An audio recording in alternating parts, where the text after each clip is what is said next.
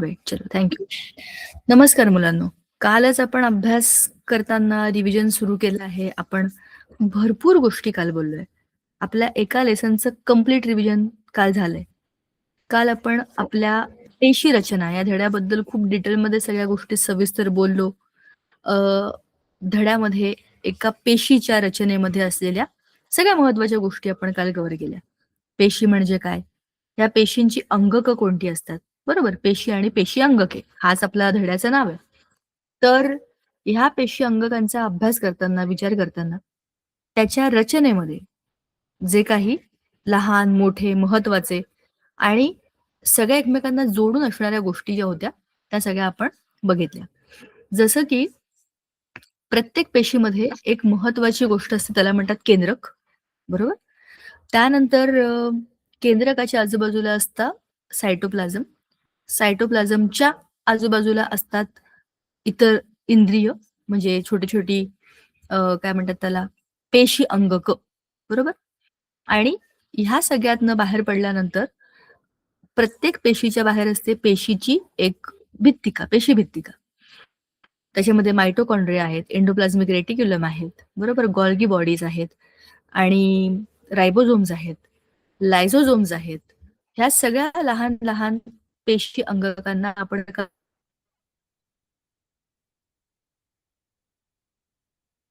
डिटेलमध्ये बघितलं. प्रत्येकाचं कार्य बघितलं. आणि नंतर आपला दुसरा धडा आपण सुरू केला जो होता मानवी शरीर आणि इंद्रिय संस्था. त्याचा आपण आता अभ्यास सुरू करूया. मी तुमच्यासमोर पीपीटी त्याची शेअर करते. आपण ह्या धड्यामध्ये मानवी इंद्रिय संस्थांचा अभ्यास सुरू केला आणि का आपली पहिली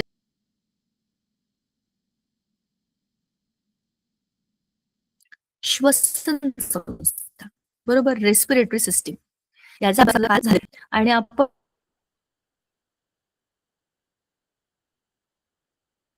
त्यातनं पुढे जाऊन आता डायजेस्ट आपलं सर्क्युलेटरी सिस्टीमकडे आलोय. म्हणजेच काय, आपल्या महत्वाच्या अशा प्रकारला काय झालंय ते रिवाइज करून आवाज नाही आवाज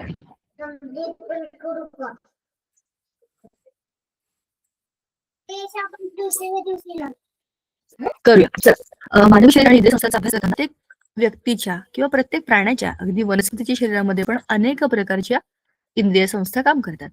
आपण जर अगदी एखाद्या सूक्ष्मजीवाचा विचार केला, एका पेशीचा विचार केला, तर त्या एका पेशीमध्ये सुद्धा भूक लागणं किंवा एका ठिकाणून दुसऱ्या ठिकाणी जाणं म्हणजे लोकोमोशन किंवा आजूबाजूला होणाऱ्या सगळ्या घटनांची संवेदना होणं आणि त्याच्यामध्ये असलेल्या सगळ्या ज्या काही गोष्टी आहेत त्या सगळ्यांना, एक मिनिट, स्क्रीन दिसते का तुम्हाला? मी स्क्रीन शेअर केली आहे, नाही दिसत आहे. संगीता मैम, आप मुझे एक्सेस दीजिए ना शेयरिंग का.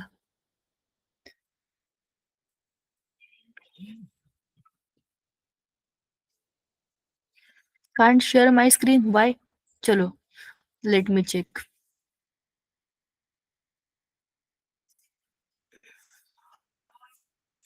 बघा, मी पीपीटी ऑन केली आहे, मी शेअर पण केली आहे. आपल्याला दिसते का? येस, आता दिसते.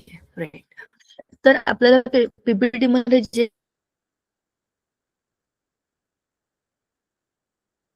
काही दिसतंय की ह्या मानवी शरीरामधल्या अनेक संस्था आहेत, पण इतर प्राण्यांमध्ये वेगवेगळ्या संस्था असतात.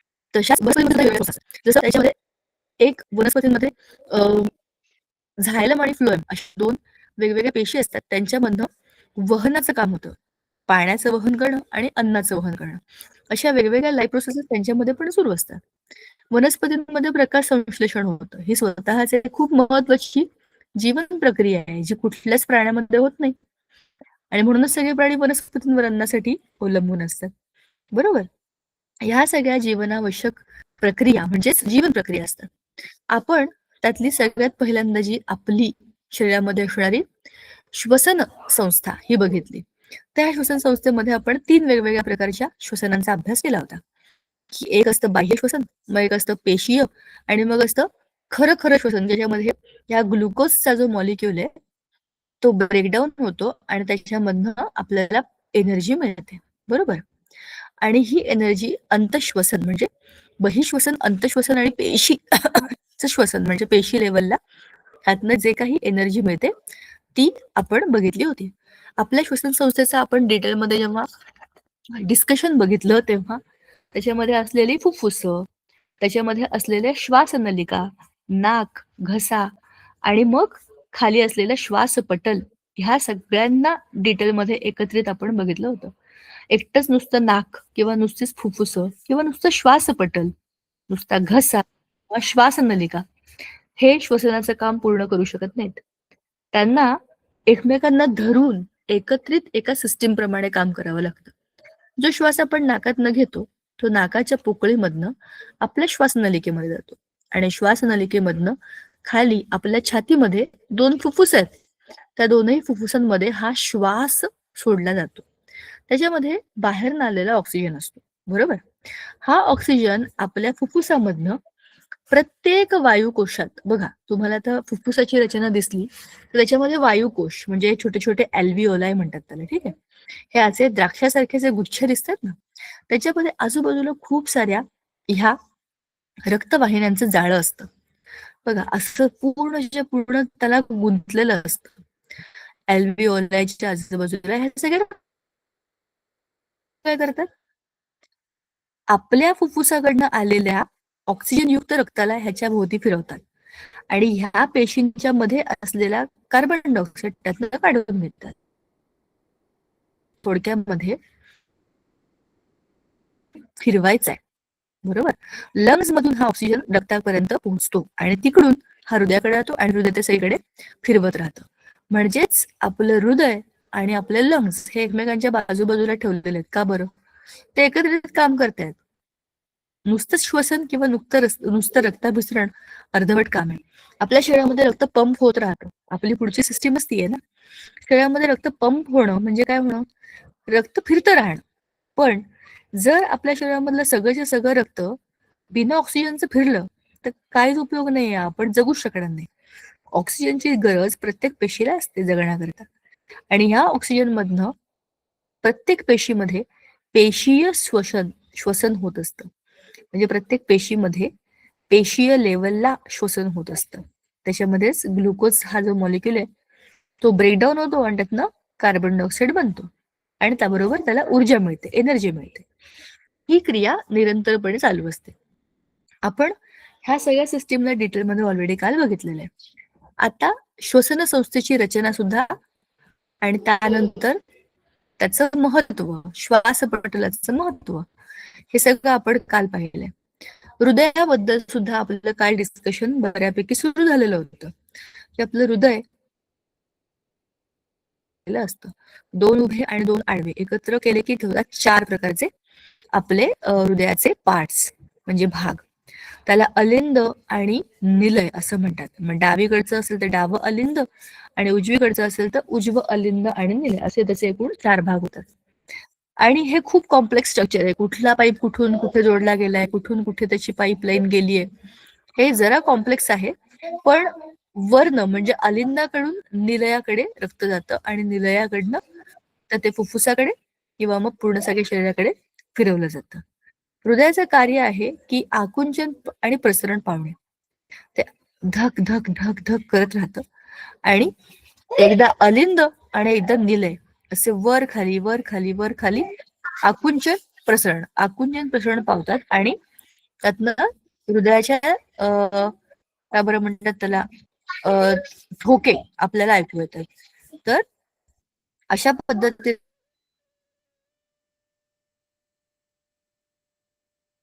आपलं हृदयाचं काम हे चालू असतं. त्यानंतर आपण केशवाहिन्या बघितल्या.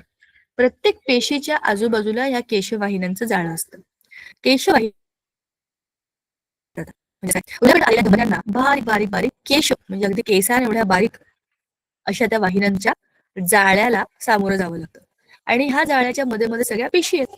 पेशींच्या आजूबाजूला सगळ्याच्या सगळ्या रक्तवाहिन्या ज्या केशवाहिन्या म्हणून अगदी बारीक असतात म्हणून पुन्हा एकत्रित येतात आणि त्या जातात पुन्हा हृदयाकडे शिरांच्या रूपामध्ये. आता ह्या धमन्या आणि निरा यांच्यामधला फरक पण आपण काल पाहिला होता की धमन्यांमध्ये ऑक्सिजन असलेलं रक्त वाहून नेलं जातं आणि म्हणूनच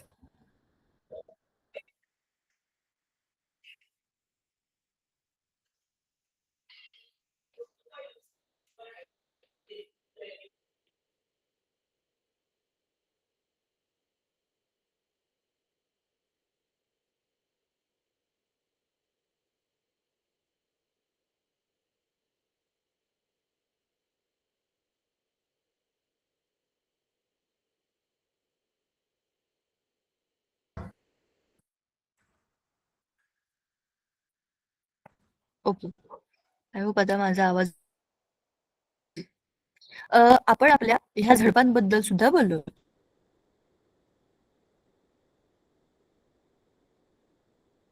की आपल्या रक्तवाहिन्यांमध्ये धमन्या आणि नीला अशा 2 प्रकार असतात. तर ह्याच्यामध्ये ज्या धमन्या असतात त्या ऑक्सिजनयुक्त रक्त वाहून नेतात. म्हणून ते फार महत्वाचं असतं. म्हणजे दुसरं रक्त मग महत्वाचं नाहीये असं आहे का? तसं नाहीये. पण ह्या रक्ताला आपण घालवू नाही शकत. त्याच्यामध्ये ऑलरेडी ऑक्सिजन आहे. म्हणून जिकडनं हृदयाकडनं ते निघाले तिकडे डायरेक्ट प्रत्येक पेशीच्या आजूबाजूला जातं. त्याच्यामध्ये कुठल्याही झडपा नाहीयेत. ऑक्सिजन मिळण्यामध्ये कधीच उशीर नाही व्हायला पाहिजे म्हणून झडपा बिडपा असं काहीच नाहीये त्याच्यामध्ये. आणि शिवाय यांचा जो डायमीटर आहे तो जाड म्हणजे त्या जाड असतात. पण दुसऱ्या बाजूला आहेत नीला. नीला यांचं काम आहे ऑक्सिजन नसलेलं रक्त हृदयाकडे घेऊन जाणे. मग ह्या कमी महत्वाच्या आहेत का? नाही. यांचं कार्य पण महत्वाचं आहे कारण प्रत्येक पेशीकडनं आलेलं रक्त कार्बन डायऑक्साईड असलेलं रक्त परत हृदयाकडे न्यायला पाहिजे ना. हृदयात दुसरं रक्त आणणार कुठून? आपल्या समजा असे आपल्याकडे एक पाण्याची बाटली आहे. त्या पाण्याच्या बाटलीमध्ये 1 लिटर पाणी आहे. ते पाणी तुम्ही बाटली उभी धरा, आडवी धरा, वाकडी करा, त्यातनं स्ट्रॉ मधनं काढून घ्या, दुसऱ्या स्ट्रॉ मधनं परत टाका. काहीही करा. 1 लिटर पाणीच तुम्हाला त्याच्यामध्ये परत असलं पाहिजे. तुम्ही ते कमी नाही करू शकत आणि तुम्ही ते वाया पण नाही घालवू शकत. म्हणजेच काय आपल्या शरीरामध्ये जेवढं रक्त आहे तेवढंच रक्त शरीरामध्ये फिरतं राहणार आहे. त्याच्याच करता जेवढ्या महत्वाच्या रोहिणी म्हणजे धमनी आहेत तेवढ्याच महत्वाच्या नीला म्हणजे शिरा पण आहेत. ह्या प्रत्येक या पेशींच्या आजूबाजूला फिरून त्यांनी दिलेला कार्बन डायऑक्साईड शोषून घेतात. आणि हे कसं होतं? त्या केशवाहिन्यांच्या ज्या काही पेशी असतात त्या अगदी एकपेशीय रचना असते. अगदी पार जाणं सिलेक्टिव्ह परमिबिलिटी ह्याच्यामध्ये असल्यामुळे असा गॅसेसचा एक्सचेंज होतो आणि या शिरांमध्ये कार्बन डायऑक्साईड युक्त रक्त हृदयाकडे पाठवलं जातं.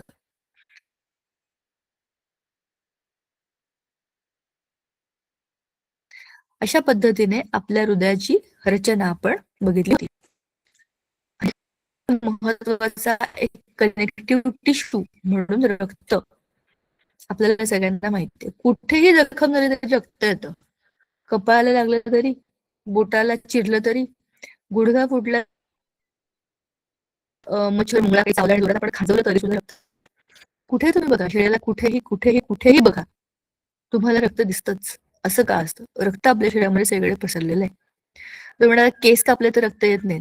पण केस आणि नख हे आपल्या शरीराचा बाहेरचा भाग आहे. म्हणजे आपल्या हाडांमधनं काय बरं म्हणतात आपल्या हाडांचा मळ म्हणजे केस आहेत आणि दुसरं म्हणजे आपले नख जे असतात ही एक प्रकारची हाडच आहेत. बरोबर?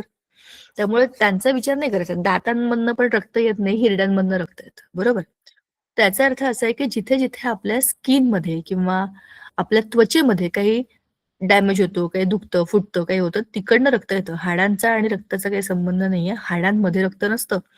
पण हाडांच्या मोठ्या-मोठ्या हाडांच्या मध्यभागी रक्तातल्या पेशी बनतात. आर-बी-सी, डब्ल्यू-बी-सी हे बनण्याची जागा बोन मॅरो आहे. आता हे जे आपलं रक्त आहे ना, ह्या रक्तामध्ये 3 महत्वाच्या गोष्टी असतात. एक आहे आर-बी-सी, दुसरे आहे डब्ल्यू-बी-सी आणि तिसरे आहेत प्लेटलेट. आता तर रक्त म्हणजे काय? एक लाल रंगाचा द्रव जो आपल्या सगळ्यांच्या शरीरामध्ये आहे. काही-काही प्राण्यांच्या शरीरामध्ये लाल रंगाचं रक्त नसतं. हिरवट, पिवळसर किंवा पांढऱ्या रंगाचं असं ते असतं. आपल्या शरीरामध्ये लाल रंगाचं रक्त का आहे? आपल्या शरीरामध्ये हिमोग्लोबिन नावाचा एक खूप महत्वाचा एक ते एक प्रकारचं प्रोटीन आहे. ग्लोबिन हा त्याचा प्रोटीनचा भाग आहे आणि हिमो म्हणजे आयर्न तर लोखंडाचे कण बाहेरचं लोखंड नाही मॉलिक्युलर लेवलच्या गोष्टी चालल्या होत्या बरं का. तर त्याचे जे काही हिमोग्लोबिन मध्ये प्रोटीन जे लोह कणांना चिकटलेलं असतं त्या हिमोग्लोबिन मध्ये त्याच आयनला हे ऑक्सिजन चिटकलेलं असतं. म्हणजे आपल्या शरीरामधनं रक्तामधनं ऑक्सिजन वाहिला जातो तो कसा वाहिला जातो हिमोग्लोबिन बरोबर तो चिटकलेला असतो आणि हेच हिमोग्लोबिन आपल्या रक्ताला लाल रंग देतं. ठीक आहे. डब्ल्यूबीसी हे अमिबाच्या आकाराचे मोठे वाकडे तिकडे असे जरा बटबटीत पण आपल्या शरीरातले सोल्जर्स म्हणून काम करतात. आरबीसीसची संख्या लाखोमध्ये, डब्ल्यूबीसी 10-15 हजाराच्या आसपास काहीतरी असतात. डब्ल्यूबीसीस प्रमाण कमी आहे, पण आकार मोठा आहे आणि काम पण जबरदस्त आहे. जसं आपल्या देशामध्ये आपली द ग्रेट इंडियन आर्मी काम करते ना, तसंच आपल्या शरीरामध्ये डब्ल्यूबीसी आर्मीचं काम करतात. बाहेरून कुठलाही पॅथोजन आला, तर त्याला पकडायचं, मारायचं आणि ठोकून द्यायचं. हे काम डब्ल्यूबीसीचं असतं. हे आपल्या इम्युन सिस्टीमचे सगळ्यात मोठे भाग आहेत. तिसरे आहेत प्लेटलेट्स. प्लेटलेट्स म्हणजे रक्तपट्टिका. ह्याचं काम असतं आपल्या शरीरामधलं रक्त गोठवणं. कुठे जखम झाली, लागलं, दुखलं, खुपलं, तर त्या एका एवढ्याशा टिंबामधनं किंवा एवढ्याशा जखमेमधनं भळभळ, भळभळ, भळभळ रक्त बाहेर वाहून नाही जायला पाहिजे. ते थांबलं पाहिजे. त्याला आपण म्हणतो खपली चढणं.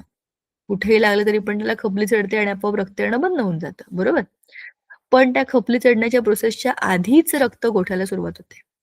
रक्त समजा आता इमॅजिन करा तुम्हाला लागलंय, पायाला एखादी ठेच लागली, तर तिकडनं रक्त येणार, बरोबर? बरंच रक्त वाहिलं, खूप जखम खोल असेल तर भरपूर प्रमाणामध्ये रक्त वाया जातं आपलं. आणि मग काय होतं? थोड्या वेळानंतर आपोआप ते रक्त बंद होतं येणं. तुमच्या बोटा-बिटा लागल्यावर तुम्ही त्याला चोखून बंद करू शकता, पण पायाला थोडं काही तुम्ही खाणार आहात. पण तरी सुद्धा ते रक्त येणं आपोआप बंद होतं. कारण काय? ह्या ज्या रक्तपट्टिका असतात त्या हे रक्त गोठवण्याचा आपोआप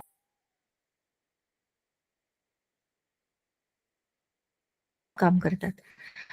आणि नॅचरल पद्धतीने हे रक्त घट्ट, घट्ट, घट्ट होत जातं आणि बंद होतं तिकडनं आणि मग त्याला वेळ मिळतो आणि मग त्याला त्याची खपली तयार होते आणि काही दिवसानंतर त्याला पुन्हा नवीन स्किन येते. जखम भरून जाते. बरोबर? तर हा जे आपलं हे जे काही रक्त आहे ना, हे रक्त अतिशय महत्वाचा घटक आहे आपल्या शरीरातला. त्याच्यामध्ये जवळपास 90 ते 92% पाणीच आहे. थोडेसे प्रोटीन्स आहेत आणि अगदी कमी प्रमाणामध्ये असेंद्रिय क्षार आहेत. अजूनही काही बाकीच्या गोष्टी असतात त्याच्यामध्ये. आणि 3 प्रकारच्या रक्तपेशी असतात ते तर आपण आताच पाहिलं. ठीक आहे. आता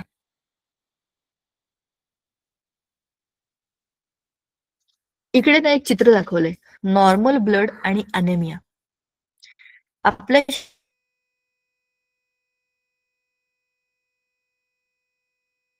शरीरामध्ये नॉर्मल ब्लडमध्ये एवढा प्लाझ्मा त्याच्यामध्ये प्लाझ्माचं प्रमाण वाढलंय आणि डब्ल्यूबीसी आणि प्लेटलेट्स कुठे पफ्फी कोट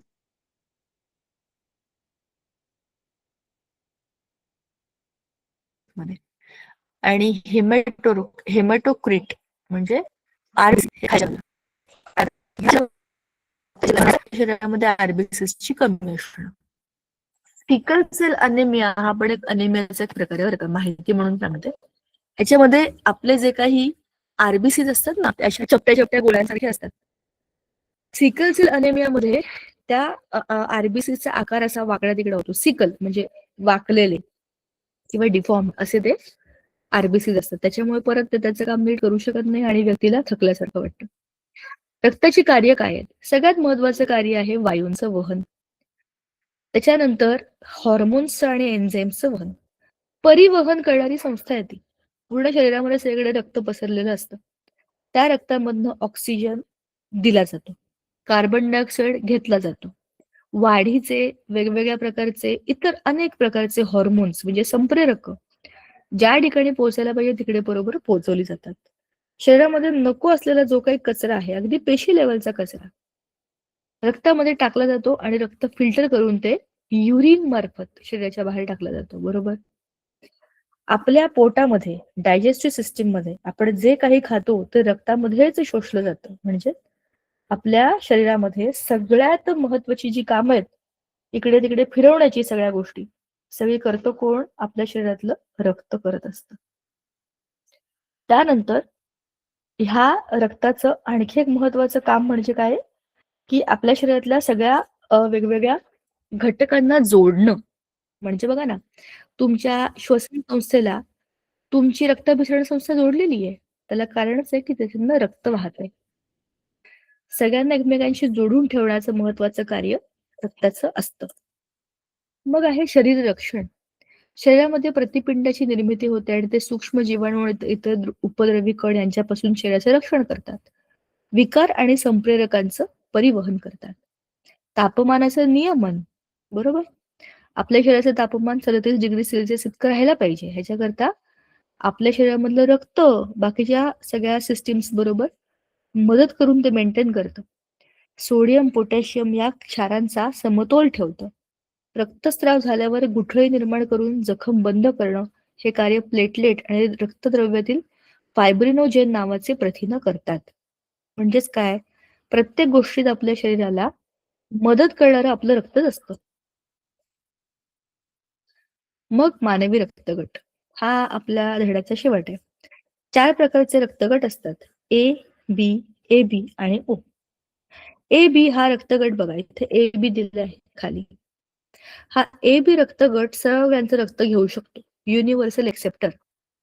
आणि O तो पण O निगेटिव्ह सगळ्यांना रक्त देऊ शकतो. तो आहे युनिव्हर्सल डोनर. रक्त देणारा हा नेहमी मोठा असतो बरं का. आणि रक्त घेण्याची गरज कोणालाही कधी पडू शकते. एखादा अपघात झाला किंवा एखादी शस्त्रक्रिया झाली किंवा काही रक्ताचे विकार असतील, तर अशा कुठल्याही कंडिशनमध्ये रक्त बाहेरून घ्यावं लागतं. आणि त्या परिस्थितीमध्ये रक्तदान करणाऱ्या लोकांनी कोणाचा तरी जीव वाचवलेला असतो. बरोबर की नाही? सो रक्तदान करणं हे महापुण्य असं म्हणतात ते काही उगाच नाही ना. कोणाचा तरी जीव वाचवण्याचं मोठं काम त्याच्यामध्ये होतं. आता हा रक्ताचा दाब मोजायचा कसा? त्याच्याकरता स्पिग्मोमॅनोमीटर नावाचं एक यंत्र असतं. हे डॉक्टरांकडे असतं. तसं बघितलं तर हे कसं काय वापरायचं काय माहिती असा प्रश्न पडतो. कारण की ते आपल्या हाताभोवती बांधतात आणि त्याला फुसफुस, फुसफुस, फुसफुस करतात आणि मध्येच सोडतात. परत दाबतात, परत सोडतात. ह्याच्यामधनं आपल्या हृदयामधनं आकुंचन आणि प्रसरण पावणाऱ्या धमन्यांमधलं रक्त हे किती दाबाने वाहतंय हे समजतं. त्याला रक्तदाब म्हणतात. जो नॉर्मल रक्तदाब आहे तो आहे 120/80 मिलीमीटर एवढा. पण त्याच्याहून जास्त असेल तर त्याला हाय ब्लड प्रेशर म्हणजे हाय बीपी असं म्हणतात आणि याच्याहून कमी असेल तर त्याला लो बीपी असं म्हणतात आणि दोघंही कंडिशन चांगल्या नाही आहेत. नॉर्मल ब्लड प्रेशर हे चांगल्या हृदयाचं आणि चांगल्या रक्ताभिसरण संस्थेचं प्रतीक आहे. त्याच्यामुळे आपलं खाणं-पिणं, आपल्या सवयी, आपला ताण घेण्याच्या पद्धती ह्या सगळ्यांवरती अवलंबून आहे, की आपण आपल्या शरीराचं तापमान, रक्तदाब आणि हृदयाचं काम कसं करतो हे त्याच्यावर अवलंबून असतं. इकडे आपला हा धडा संपला. आता आपण आपला पुढचा धडा करायला घेऊया. तो आहे आपला लास्ट लेसन जो आपल्या परिसंस्थांबद्दलचा अभ्यास करतो. परिसंस्था म्हणजे काय? हे आपण मागच्या वेळेला बोललो होतो. एक मिनिट मी आता स्क्रीन शेअर करते आणि सगळं पुस्तक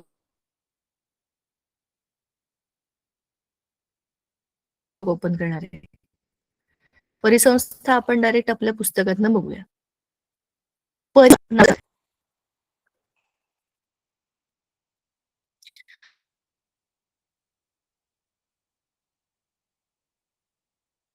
अनेक प्रकारचे सजीव त्याच्यामध्ये जसं आता बघा माझ्या आजूबाजूला इथे पक्षी आहेत, झाड आहेत. माझ्या इथे खाली घराच्या इथे माती आहे ना बाजूला, त्याच्यामध्ये काही किडे आहेत बारीक बारीक हिरव्या रंगाचे, ब्राऊन रंगाचे आणि पावसाळ्यामध्ये तर खूप सारे गांडूळ आणि आता मागच्या महिन्यापर्यंत तर खूप साऱ्या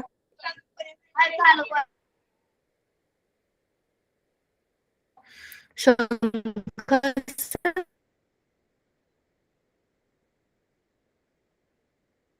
ना ते शंख त्याच्यामध्ये फिरतात. दिसत नाहीत त्यांचा तर खूप मोठा ग्रुप आहे बरोबर. तर अशा आपल्या आजूबाजूला असलेल्या सगळ्या सजीवांचा एकमेकांशी काही ना काहीतरी संपर्क असतो. त्यांचा एकमेकांवर परिणाम होत असतो. सगळ्या सजीवांचा निर्जीवांवर आणि सगळ्या निर्जीवांचा त्याच्या आजूबाजूला असलेल्या सजीवांवरती परिणाम हा होतच असतो आणि त्यालाच म्हणतात परिसंस्था. 2 मिनिटं मी आता पुस्तक शेअर करते. हॅलो, काय करताय का तुम्ही मला? बरं, मी जेव्हा पुस्तक शेअर करत होते तेव्हा तुम्ही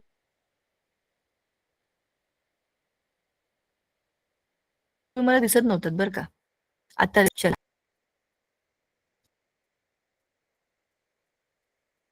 मला दिसतंय का आता बघा.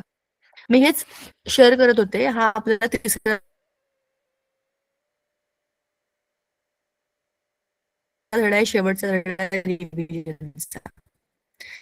तर बरीच वेळा जैविक आणि अजैविक घटकांचा अभ्यास.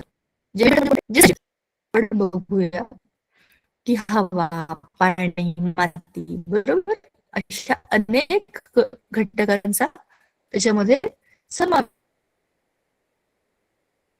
आजूबाजूला असलेली खनिज, बरं, ह्या सगळ्या गोष्टींचा परिणाम आपल्यावरती होतोच ना. उदाहरणार्थ बघा ना, आता मी जिथे राहते तिथे एक पण कंपनी नाही, एक पण इंडस्ट्री नाही, कसलंच मॅन्युफॅक्चरिंग युनिट नाही, त्याच्यामुळे इथे कोणत्याच प्रकारचं प्रदूषण नाही. पण मी जर एमआयडीसीच्या जवळ राहत असते, माझं घर जर एमआयडीसी एरियाच्या जवळ असतं, तर माझ्या घराच्या आजूबाजूला हवेमध्ये वेगवेगळ्या प्रकारचे वायू असते. म्हणजेच काय असतं, वायू प्रदूषणाचा काही भाग माझ्या घराच्या वरती पण आलेला असता. म्हणजेच मी जिथे राहते याच्यावरती अवलंबून आहे की तिथली परिसंस्था कशी असेल. बरोबर. जैविक घटक म्हणजे मग कोणते घटक? उत्पादक, भक्षक, विघटक. माझ्या आजूबाजूला जे कोणी जे काही करतायत त्यांचा हा परिणाम आहे. कोणत्या कोणत्या प्रकारच्या वनस्पती माझ्या आजूबाजूला आहेत. आता तुम्ही जिथे राहताय कदाचित तुमच्या आजूबाजूला मोठी मोठी झाडं असतील. जर आपण गवताळ प्रदेशामध्ये गेलो असतो तर आपल्या घरांच्या आजूबाजूला मोठ्याच्या मोठं उंचच्या उंच गवत राहिलं असतं. जर आपण अमेझॉन सारख्या जंगलामध्ये गेलो असतो तर तिथे मोठीच्या मोठी वर्षभर हिरवीगार राहणारी झाडं दिसली असती. उंचच्या उंच एकदम. आणि विघटक तर मग अनेक प्रकारचे विघटक आपल्या आजूबाजूला असतातच. त्यातले काही सूक्ष्मजीव आहेत, तर काही कावळा, गिधाड अशा प्रकारचे पक्षी आहेत. थोडक्यात त्यांचं काम आहे विघटन करणं आणि सगळं साफसूफ करणं. तर हे झाले परिसंस्थेचे घटक. आता बघूया आपण की परिसंस्थेची रचना म्हणजे काय असते. परिसंस्था ही वेगवेगळ्या अजैविक आणि जैविक घटकांचा परस्परांशी असलेला संबंध पण आपल्याला दाखवत असते. परिसंस्थेमध्ये माती, हवा, पाणी, सूर्यप्रकाश, तापमान, आर्द्रता ह्या सगळ्या अजैविक घटकांचा समावेश होतो. पण त्याचबरोबर त्याच्यामध्ये जे कोणी सगळे वेगवेगळ्या प्रकारचे सजीव असतात त्यांचा पण समावेश होतो आणि त्यांचा परस्परांशी काय संबंध आहे हे पण त्यातनं कळतं. आता सजीव परिसंस्थेतील हे जे काही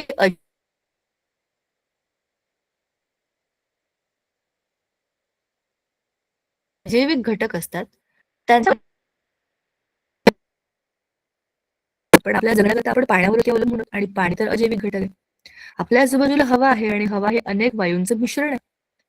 पण आपण जिथे राहतो तिथे आपण जे काही करतो त्याचा परिणाम या हवेमधल्या वायूंवरती होत असतो. समजा माझ्या घराच्या आजूबाजूला खूप सारा कचरा आहे आणि तो कचरा उचलायला कोणी आलंच नाही. तर तो सगळा कचरा जर जाळून टाकला आम्ही सगळ्या लोकांनी मिळून तिथल्या, तर तिथे जे काही वायू निर्माण होतील ते तिथल्या हवेमध्ये जातील. म्हणजेच काय, आमच्या म्हणजे आम्ही इथे असलेल्या सगळ्या सजीवांच्या कामाचा परिणाम आमच्या इथे आजूबाजूला असलेल्या सगळ्या अजैविक घटकांवर झालेला आहे. म्हणजे सजीवांचा निर्जीवांवर आणि निर्जीवांचा सजीवांवर परस्पर संबंध असतो. त्यांचा एकमेकांशी काही ना काही कॉन्टॅक्ट असतो. त्यांच्यामुळे ह्यांच्यावर आणि ह्यांच्यामुळे त्यांच्यावरती काही ना काही परिणाम होत असतात. त्यांच्यामध्ये आंतरक्रिया सुरू असतात, चांगल्या भाषेत सांगायचं झालं तर. आता आपल्या जीवावरणामध्ये अनेक प्रकारच्या परिसंस्था कार्यान्वित असतात. अनेक प्रकारच्या परिसंस्था आत्ताही आपल्या आजूबाजूला आहेत बघा. मातीमधली परिसंस्था वेगळी आहे. पाण्यामधली परिसंस्था वेगळी असते. आपल्या घरामध्ये पण एक परिसंस्था आहे. आपल्या घराचं एक विशिष्ट वातावरण असतं. एक विशिष्ट आपल्या घरामध्ये एक हवेचा दाब असतो, आर्द्रता असते आणि त्याच्यामुळे आपल्या घरामध्ये राहणारे जे काही सजीव असतात ते कम्फर्टेबल असतात. बघा, उदाहरण तुम्हाला मी सांगते, एखादी पाल तुमच्या घरामध्ये घुसली ना, ती सहजासहजी बाहेर निघणार नाही. तुम्ही किती पण कष्ट करा. कारण ती आता कम्फर्टेबल झालीये त्याला. बरोबर? तसंच आपण कुठल्या एखाद्या नवीन ठिकाणी राहायला गेलो तर आपल्याला त्रास होतो. पण आपल्याच गावामध्ये, आपल्याच शहरामध्ये थोड्याफार फरकाने आपण कोणाच्याही घरी गेलो तर आपण ॲडजस्ट होऊन जातो. थोडंसं पाणी बदलतं, थोडं कधी जास्त थंडी, कधी जास्त गरमी असं त्या घरांमध्ये होतं, पण हवामान बऱ्यापैकी सेम असतं. पण याचाच अर्थ असा आहे की आपल्या आजूबाजूला असलेल्या अनेक गोष्टींचा परिणाम आपल्यावरती होत असतो. थोडा जास्त होतो किंवा थोडा कमी होतो, पण अवलंबून आहे की आपण त्याला कशा पद्धतीने फेस करतो. बरोबर? आता पृथ्वीवरील काही भागांमध्ये बऱ्याच मोठ्या क्षेत्रातील हवामान आणि अजैविक घटक सर्वसाधारणपणे सारखेच असतात आणि त्याला बायोम असं म्हणतात. बायोम म्हणजे खूप मोठी परिसंस्था. खूप मोठ्याच्या मोठ्या एरियामध्ये असलेली परिसंस्था म्हणजे आपण त्याला बायोम म्हणतो. बरोबर? इकोसिस्टम म्हणजेच काय? आपल्या आजूबाजूला असलेल्या सगळ्या प्रकारच्याच घटकांचा परस्पर संबंध आणि त्या एकत्रित ती सिस्टीम त्याला म्हणतात इकोसिस्टम. ठीक आहे? आता आपल्याला काही काही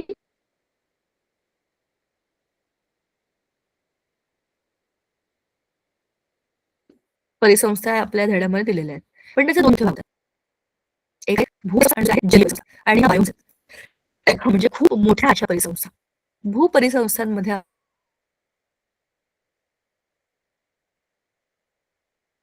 आपल्याला किती प्रकार आहेत? ग्रासलँड, बरोबर, जंगलातील परिसंस्था आणि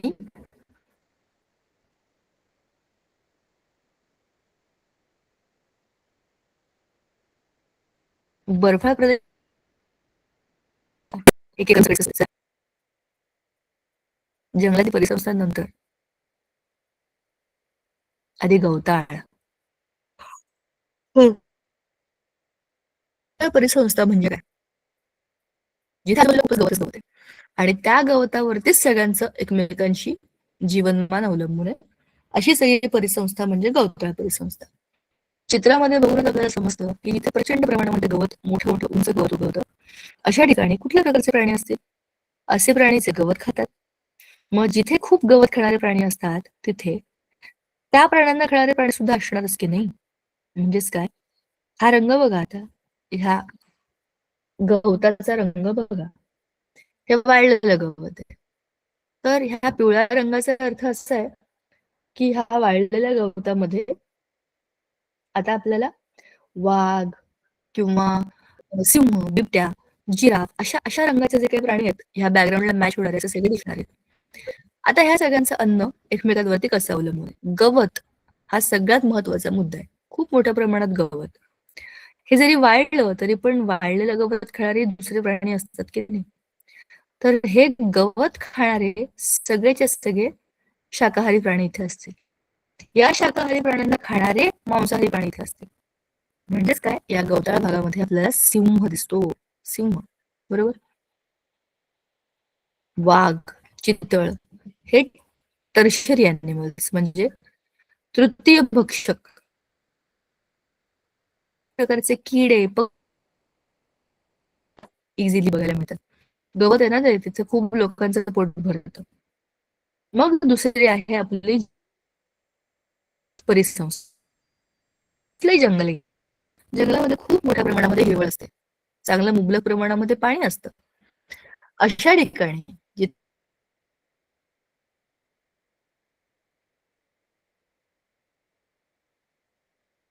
जिथे भरपूर पाणी आहे, जिथे भरपूर गवत आहे, तिथे म्हणजे त्या प्राण्यांना खाणारे दुसरे प्राणी असे सगळे बघायला मिळतात. दाट जंगलामध्ये लपलेले. याच्यामध्ये सेंद्रिय, असेंद्रिय घटक हे घटक वेगवेगळ्या प्रमाणामध्ये असतात. बरोबर? आणि मग ह्या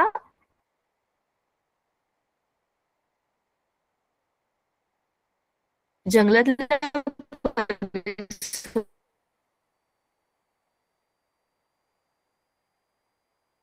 संस्थेमध्ये सुद्धा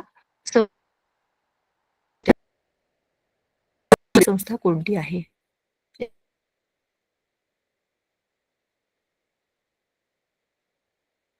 एक मिनिट. हे ते खाऱ्या पाण्यातली आली. आपण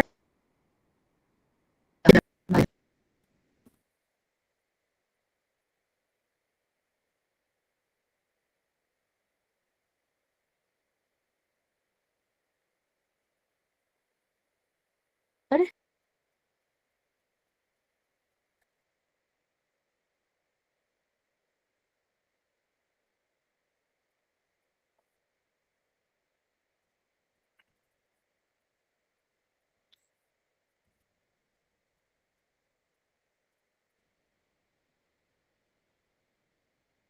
इतकं हळूहळू जाते नाही आणि नंतर अडकतच सगळं. तर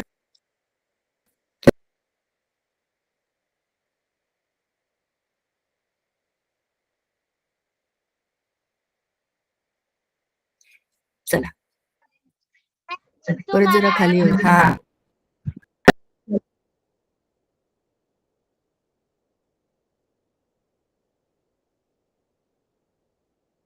काय रे काय बोलताय?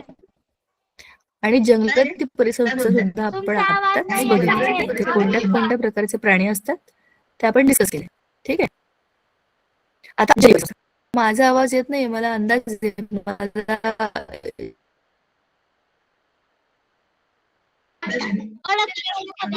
नेटवर्क इश्यू आहे इथे. पुस्तक पण हालचाल करत नाहीये, पुस्तक पान पण वर खाली होत नाहीये.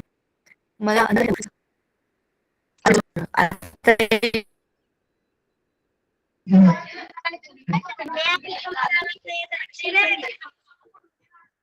येईल बघा कदाचित.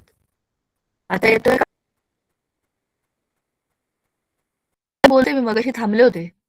बघा, भारतामध्ये जवळपास 520 अभयारण्य, राष्ट्रीय उद्यान अशा वेगवेगळ्या ह्या सगळ्या सजीव सृष्टीचं आपण रक्षण करतो. पांढऱ्या बिबट्या हा अत्यंत दुर्मिळ प्राण्याचं रक्षण करणारं सगळ्यात मोठं अभयारण्य the great Himalayan national park भारतामध्ये. काझीरंगा राष्ट्रीय उद्यान आसाममध्ये हत्ती, गवा, रानडुक्कर, रानम्हैस, हरिण, वाघ, बिबट्या असे अनेक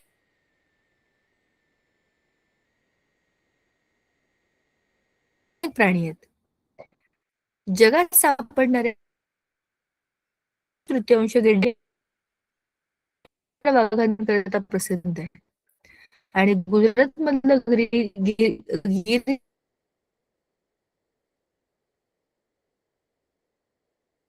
जंगल म्हणजे आशियाई सिंहांचं एकमेव असं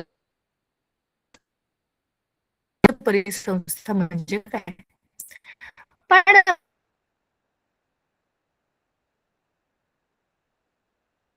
मधलं इकोसिस्टीम आता यांचा विचार बरोबर. आणि जवळपास फक्त 29% जमीन आहे. या जमिनीला 71% पाणी जवळपास अरे दुप्पट दुप्पट पेक्षाही थोडं जास्त आहे की नाही. 30-60 बरोबर ना. बरंच जास्त पाणी आहे ह्याच्यापेक्षा, जमिनीपेक्षा. त्याच्यामुळे पृथ्वीवरती, जमिनीवरती जेवढी काही जीवसृष्टी आहे त्याच्यापेक्षा खूप जास्त भाग पाण्यामध्ये जीवसृष्टीचा आहे. खूप मोठ्या प्रमाणामध्ये आणि खूप वेगवेगळ्या प्रकारची जीवसृष्टी आपल्याला पाण्यामध्ये बघायला मिळते. त्याच्यामध्ये आपण अभ्यास करायला गेलो ना, आपण ते 2 सोपे भाग केलेत. एक आहे गोड पाणी आणि दुसरं आहे खारं पाणी. गोड्या पाण्यामध्ये काय होतं?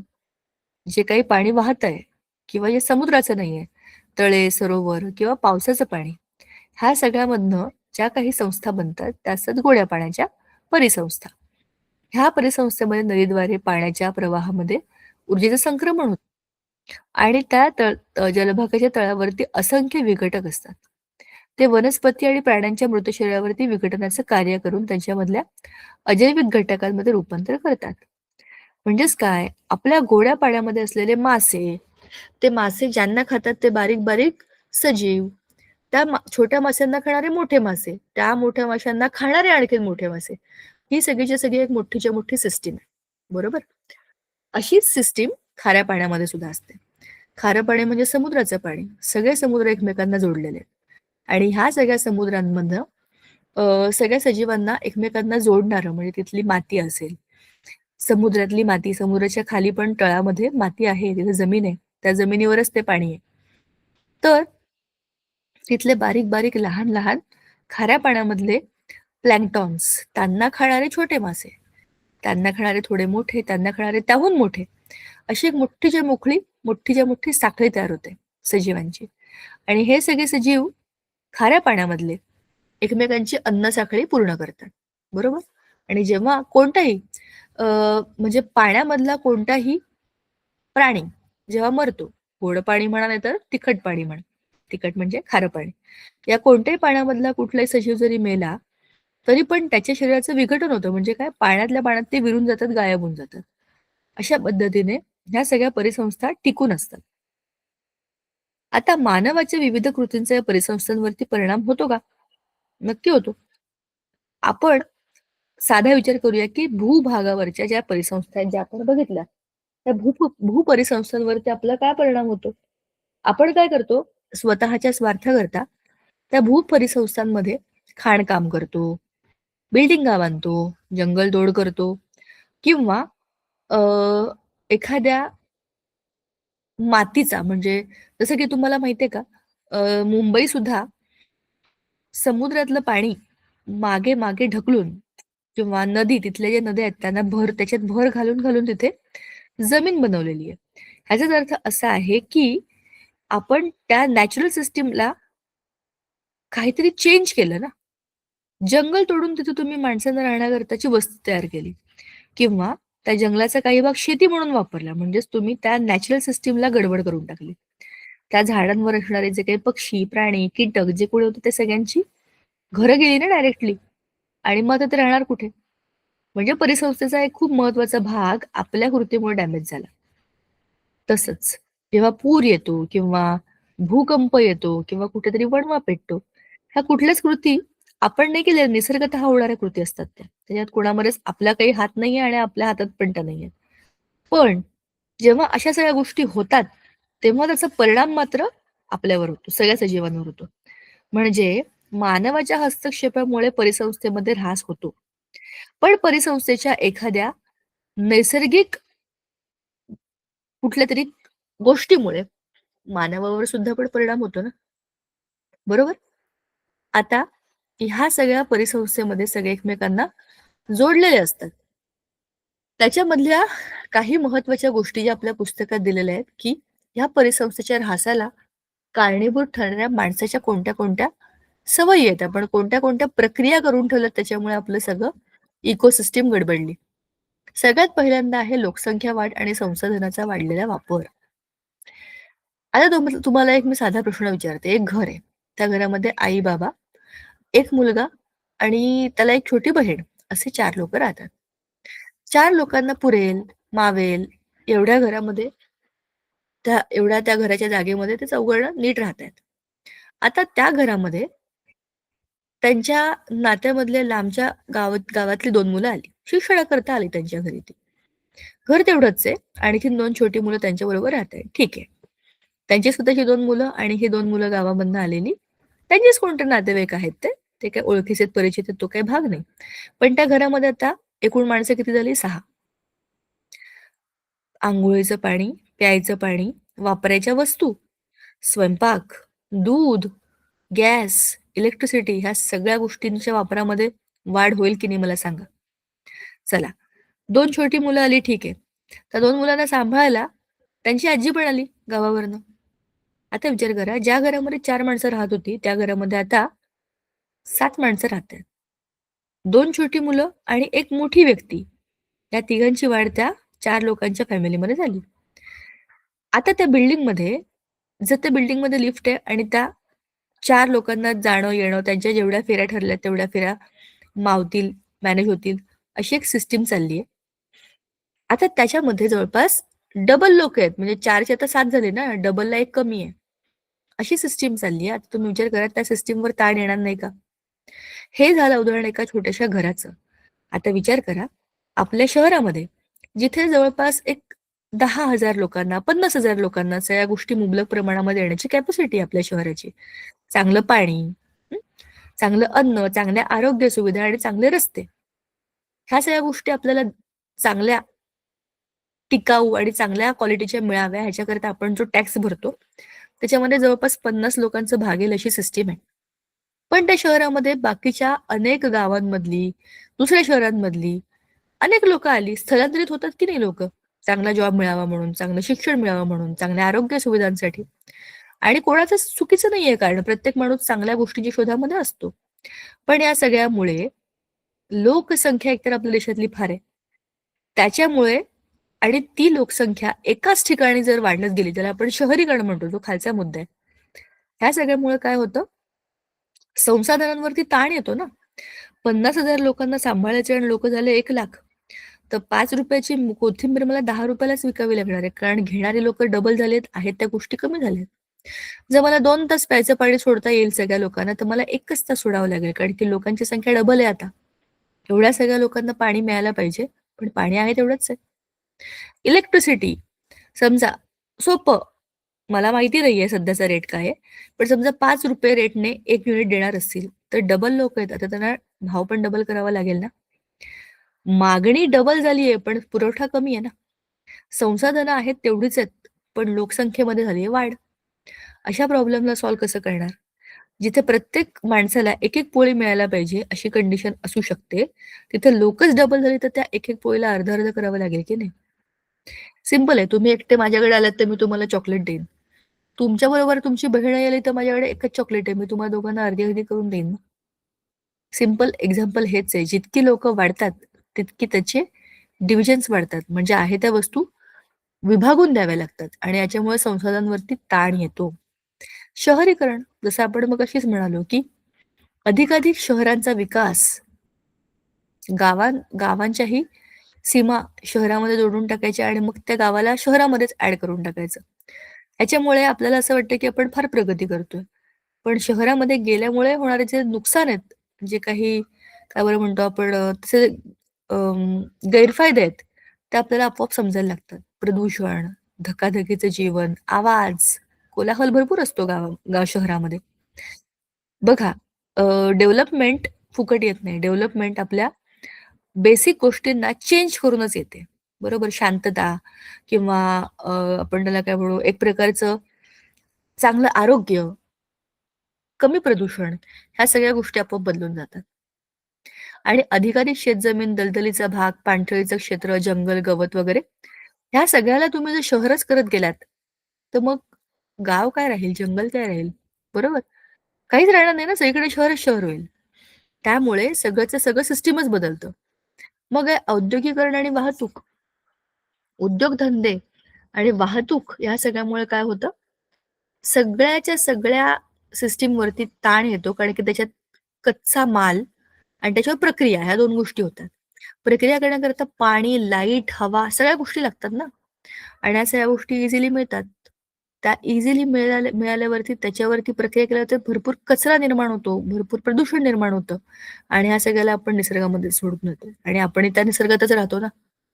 ह्या सगळ्यामुळे आपल्या इकोसिस्टमवरती ताण बरोबर वाढत जातो. त्याच्यानंतर रेल्वे मार्गांचं जाळं म्हणजे काय? आपला रेल्वे मार्ग अगदी शेवटच्या टोकापर्यंत प्रत्येक माणसापर्यंत आपल्याला पोहोचायचंय, बरोबर ना? प्रत्येकाला विकास होण्याकरता संपर्कामध्ये घ्यायचंय आपल्याला. पण ह्या रेल्वे मार्गाने तुम्ही बनवणार कुठे? जंगल तोडून? गावांमधून जाणारे, डोंगरामधून जाणारे बोगदे, रस्ते, रेल्वे मार्ग हे प्रगतीचं लक्षण आहे, निर्विवाद सत्य आहे. पण ते कोणत्या ठिकाणी तुम्ही करताय? हा एक फार महत्वाचा मुद्दा आहे. पर्यटन. आजकाल लोकांना ना, सगळ्याच लोकांना बिनकामाचं फिरायला जायची खूप हौस असते. 2 दिवस सुट्टी आम्ही फिरून येतो. अरे कशाला? कुठे चालले तुम्ही फिरायला? 2 दिवस फिरून आले आणि तुम्ही स्वतःच थकून जाल. प्रॅक्टिकली विचार करत नाही लोकांना घरी राहवत नाही आजकाल. पर्यटन करायचं, निसर्ग बघायचा. पण खरंच खरं फिरायला जातात का रे? काही बघत नाही. स्वतःचाच फोटो काढत बसतात, सेल्फी काढतात. इकडे टाक, तिकडे टाक, तिकडे टाक. स्टेटसवर टाक, व्हिडिओ टाक, Instagramवर टाक. झालं पर्यटन. ज्या गोष्टी बघण्याकरता खरं लोकं जातात तिथे ते बघतच नाहीत. पण ह्या सगळ्यामुळे त्या भागांमध्ये किती त्याचा ताण होतो याचा विचार केलाय का? ॲज अ बेस्ट एक्झाम्पल मी तुम्हाला सांगते. आपल्याकडे एक मार्च, फेब्रुवारी, मार्च, जानेवारीच्या दरम्यान आपल्याकडे मस्तपैकी खूप मोठा आपल्या देशातला सोहळा होता कुंभमेळा. तुम्हाला माहिती असेल. प्रयागराजमध्ये जो मोठा कुंभमेळा होता. त्या 3-4 महिन्याच्या काळामध्ये त्या एवढुशा गावामध्ये, एवढुशा जागेमध्ये लाखो, करोडो लोकं येऊन गेले. विचार करा. त्या जागेवरती किती मोठा ताण पडला असेल. एवढ्या सगळ्या लोकांची, येणाऱ्या-जाणाऱ्या लोकांची खाणं-पिणं, राहणं, स्वच्छता ह्या सगळ्याची आणि त्याशिवाय सुरक्षा ह्या सगळ्याची व्यवस्था बघणं.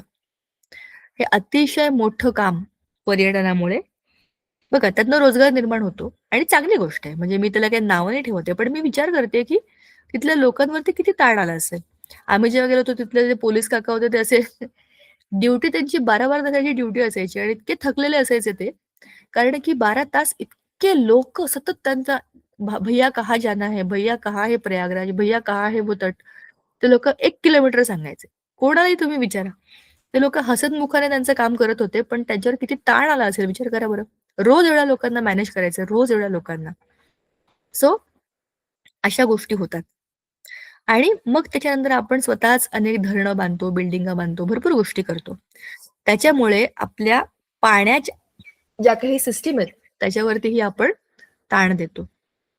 आपण केलेल्या कामाचा परिणाम म्हणून नद्यांचे प्रवाह बदलायला लागतात किंवा तिथे जे आपण खोदकाम करतो, ठाकठूक बांधकाम करतो, त्याच्यामुळे आजूबाजूला असलेली जंगलं, गवताळ प्रदेश ह्यांच्यावर त्रास होतो, त्यांना त्रास होतो त्या सगळ्या गोष्टींचा आणि खूप साऱ्या परिसंस्था आपल्याच रिकाम्या उद्योगामुळे नष्ट होतात. धडा आपला इथे संपला. आपण सगळ्याच्या सगळा धडा डिटेलमध्ये बोललो. युद्धांबद्दल बोलायची तर काही गरज नाहीये.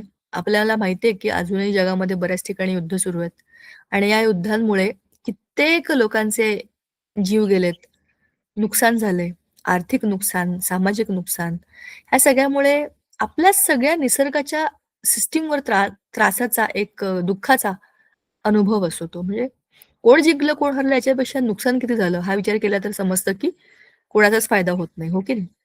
सो अशा विचाराने जर आपण बघितलं तर आपण सगळ्यांनी एकजुटीने चांगलं काम करून आपल्या पृथ्वीला वाचवण्याकरता काहीतरी विचार करायला पाहिजे आणि म्हणूनच आपल्याला परिसंस्थांचा धडा दिलेला आहे. फक्त परीक्षेमध्ये लिहिण्याकरता तो दिलेला नाही. एक समजदार नागरिक म्हणून आपण या गोष्टींचा विचार करणं गरजेचं आहे. चला आपण थांबूया आज इथे. आपल्या सगळ्या धड्यांचं रिव्हिजन संपलेलं आहे. आपला सगळा अभ्यास पूर्ण झालेला आहे. थँक